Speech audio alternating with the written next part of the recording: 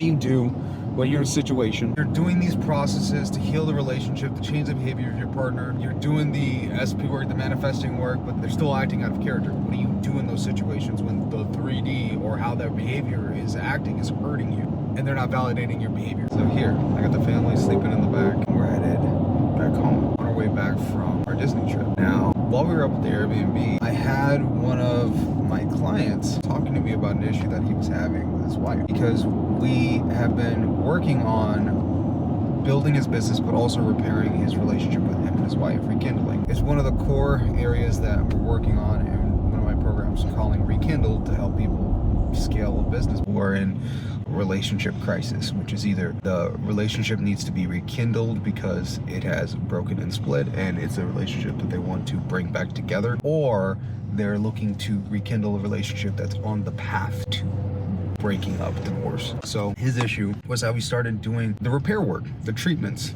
to ensure that he was rebuilding that bond, that attraction and respect between him and his wife. And one of the issues that he was running into was doing the right things, doing the appreciation work with her, anticipating her needs and beginning to do work to help her out. You can lay back down, mama. Lay back down, you're okay. No what? Something else. Good. Our little one got sick, so everybody else got it too. Anyway, so the issue that he was running into was that while he was anticipating her needs, doing the things that she said that she wanted him to do around the house, he was still running into her resentment, correcting him, or just hitting him with these comments that made him feel like he was putting in this effort for somebody who was still hurting him actively. He wanted the validation in the relationship, and that reminded me, oh my gosh, that's how I felt too. So the lesson that I had to give to him to help you out as well is, what do you do when you're in a situation where your partner, you're doing these processes to heal the relationship, to change the behavior of your partner, you're doing the SP work, the manifesting work, but they're still acting out of character? What do you do in those situations when the 3D or how their behavior is acting is hurting you? The thing that you do is you need to shift from being outcome focused to being identity focused. The issue that he was running into, and that I personally ran into as well, is that we fundamentally were doing the work in the beginning to get an outcome. We wanted to do the right thing, to treat our partner right,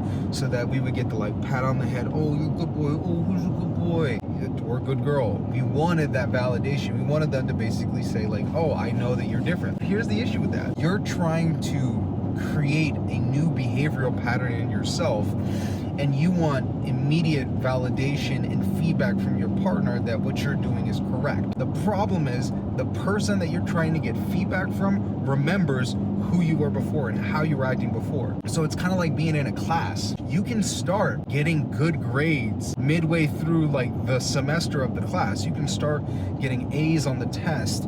You can start turning in the homework. You can start showing up to class, but your grade is based on your previous assignments. So what's happening inside of the mind of your partner is they still have the memory of everything that you did before.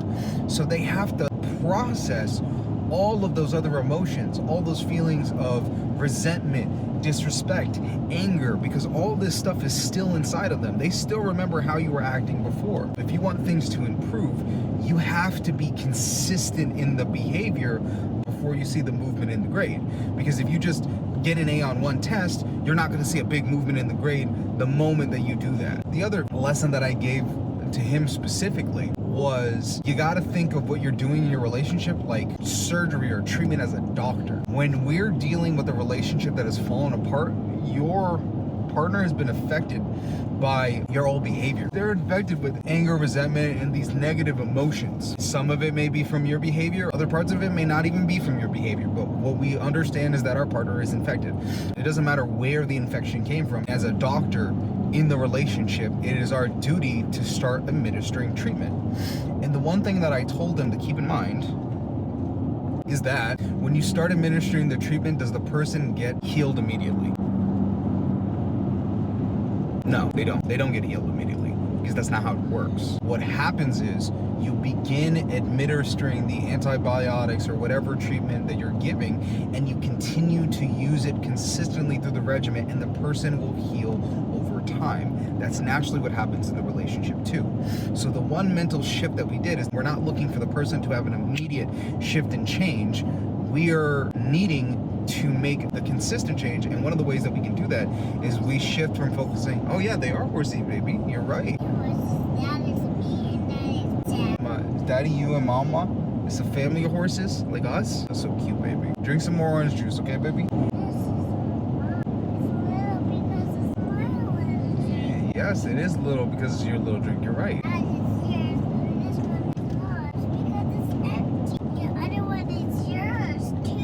Yes, you're right. The other one is mine too. You're right. So This one is mine because it's little. you're right, baby. It is little because it's yours. I made sure to get you one. So drink it so you can feel better, okay? You're welcome, baby. I love you so much. All right. So the switch is going from I'm doing this because I want an outcome from the person, or I want to see the improvement in their behavior, to identity. I do the activities, I do the action because it's who I am. So when we shift from I do this because I want an outcome, I do this because I want a behavior, I do this because I want them to like acknowledge what I'm doing. When we shift from focusing on that to focusing I do this because it's who I am, it allows us to maintain and be consistent. So why am I turning in my homework and doing the assignments? It's not because I want like a pat on the head from the teacher, it's because I'm a good student. That is my identity. I'm a good student. In the relationship, why are you appreciating your partner?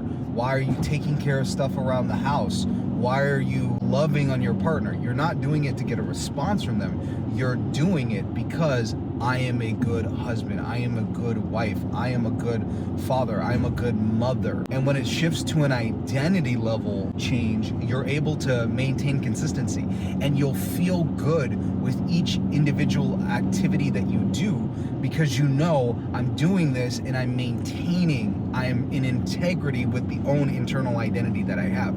I don't need the other person's validation because I'm not doing it for them. I'm doing it to make sure that I'm in integrity with the identity that I have. And what will happen is, and this is the shift that happened in my head, I knew who I was. And because I was sure and certain of who I was, I knew it was only a matter of time of me being consistent before she would realize that I was this person and I wasn't the person who I was previously, which is what you need to do in the relationship. You need to stay consistent in your identity and in integrity with your identity long enough for the other person to know who they're dealing with is different from who they were dealing with before. And that's one of the core things for Rekindle, is making sure that you make the identity shift and that you have consistent daily and weekly activities that show that you are this different person. Because it's not so much about, oh, I want to attract this person back, or oh, I want to rekindle this relationship. It's fundamentally, I need to change my identity to somebody who can maintain a loving, caring relationship. Because before, who we were and how we were acting, if the relationship was falling apart, we were not the best partner. We were not the best version of ourselves as a partner. You were not the best girlfriend. You were not the best wife. You were not the best husband. You were not the best boyfriend. You were those things, but the relationship fell apart because we were not operating at our highest level.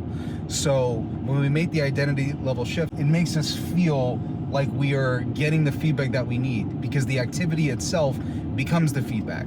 It's not to get the response, it's to affirm the identity and the statements that we make, the I am statements. I am this thing. The reason why you can say it with like strength and not feel like an imposter, because part of the reason why we have imposter syndrome is because you make a statement of who you are, but the activities that you do are not in integrity. Our identity is not necessarily based on how other people see us, but how we see ourselves. And if you have a huge memory bank of activities and things that you do over a week that are not in alignment with that identity, that is the root cause of your imposter syndrome. So if you want to get rid of imposter syndrome, the first thing that you do is look at, what are my identities that I say that I am? What are the activities that I do during the week that are out of alignment? And what are the things that I do during the week that are in alignment with that identity? And when you look at those two lists, if there are things that are out of alignment, you cut out those behaviors. You cut out that way of speaking. You cut out the way of acting. And if there are behaviors that are in alignment or that you know that you have been putting off, those are the things that you need to make a conscious choice for. And in rekindling your relationship or building a business, our work is shifting more towards the right side, where more of our behaviors are in alignment and in integrity with the desired identity, and less activities are happening that are out of alignment. The reason why I say less is because it's not binary. It's not like, oh, I did this wrong activity, so now I'm suddenly not that correct identity. That's not how people work. It's a spectrum, it's a process. Sometimes it's gradual. You're not going to completely be the best 100% partner. You're a human being. You are going to mess up. You are going to do activities that are out of alignment with the identity, and that's okay. Our work is not to be 100% correct all the time. Our work is to move more and more in the direction of integrity in our actions, our self-talk, and our language. We become what we think about most of the time, and the results that we get is what we do most of the time. You don't have to be 100% in integrity, because most people will not do that. But you want to get as close to a majority as you possibly can. And through that activity, that's how people will view you as a human being, because you can have a little bit of bad, a little bit of good. We have yin and yang, baby. Come on. So understand that this identity shift is not a binary one. It's not on and off. It's how much was I in integrity? How many activities did I do that were integrity?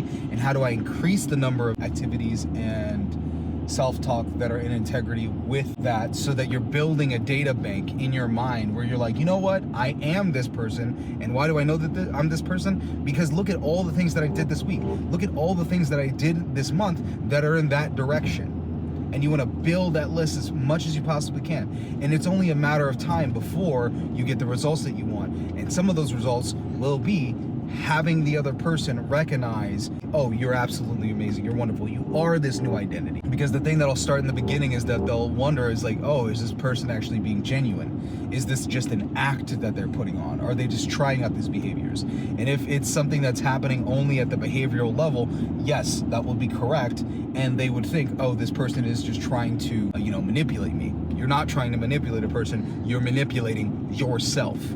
And the manipulation of self and the installation of a new identity is ultimately what causes the change in the relationship. Because with me and my partner, the reason why she's sitting back there and we have another little one in the back is not because I did different activities. It was because I had a fundamental identity shift. I am not the same person who took us to Epcot last year. I'm not the same guy. And I'm definitely not the same guy I was 2 years ago. I'm in a boat? How big? Is it a big boat or a little boat? Big boat. Oh, wow. Yeah, big boat on the lake. But it's a sea right now, Daddy. In a quarter It's mile, called a keep lake. right to continue. So was a pool, Daddy. Yeah, it does look like a pool or like the sea. But it's very big, but it's just a very big lake. Yeah, it's a very big lake, Mama. I do remember that. You have a very good memory. You remember a lot of stuff. I love hearing when you remember stuff, baby. It makes me super happy. Did you remember there? I do remember that, baby. You need to support the identity until it just becomes habitual, where you don't think about it anymore, because it's no longer something that you do, it's fundamentally who you are. And you continue the activity until it becomes ritualized, or a habitual ritual.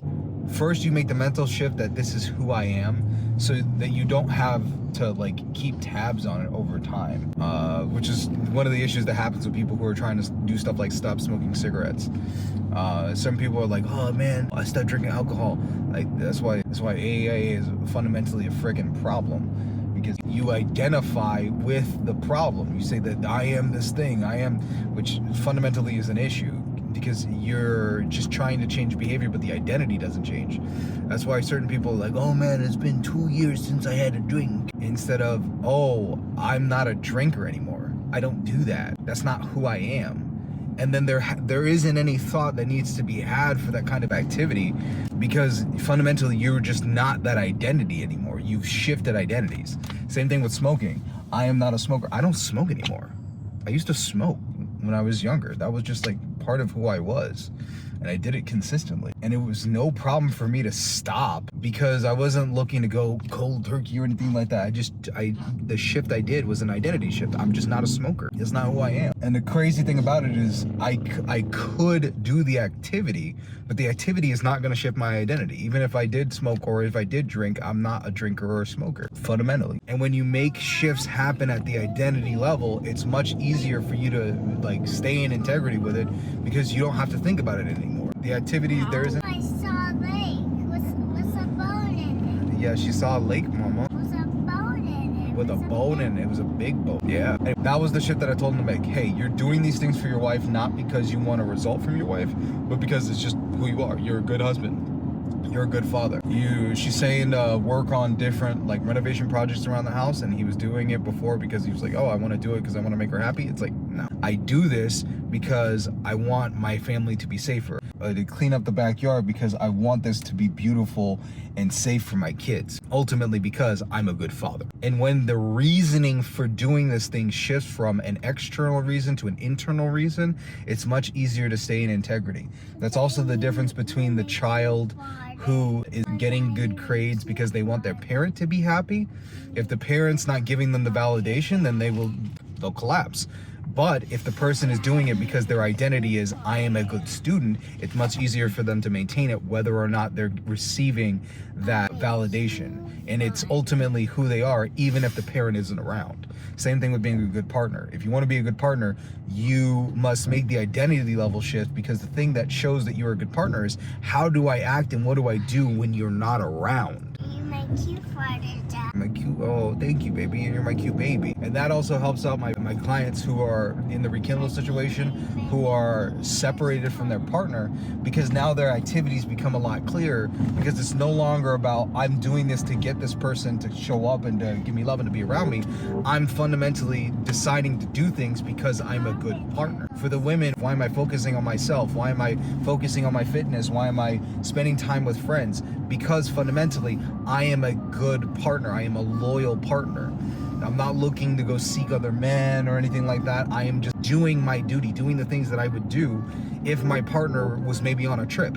Because there is no fundamental difference between whether your partner has moved out of the house or whether your partner is on a trip, because fundamentally the partner just isn't there in the house. So how are your behaviors being governed? What is the identity that you're in, and how does that identity change the activities that you decide to do? How does that identity change your decision making, the places that you go, the people that you spend time with, and the things that you decide to do? First, make the identity level decision of who I am, and then start making your decisions on everything else afterwards. Because when the identity level shift happens, that's when everything falls into place perfectly. And that's the reason why we're driving around in this beautiful car, driving back to our lovely home from our awesome trip, where everybody is pretty much conked out in the back, except for the little one. She's talking. For any people who are interested in getting help with rekindling the relationship or scaling up their business, and the combination of both, I have a link in the bio to work with me. So just click it, fill out the application, and let's talk. I have a couple of different options, different ways that people can work together with me. I'm launching several new programs. Already started the process earlier this month. We're doing some official launches come January, so if you want info on that, it'll be in the work with me section. So go to the application process and I'll let you know what I have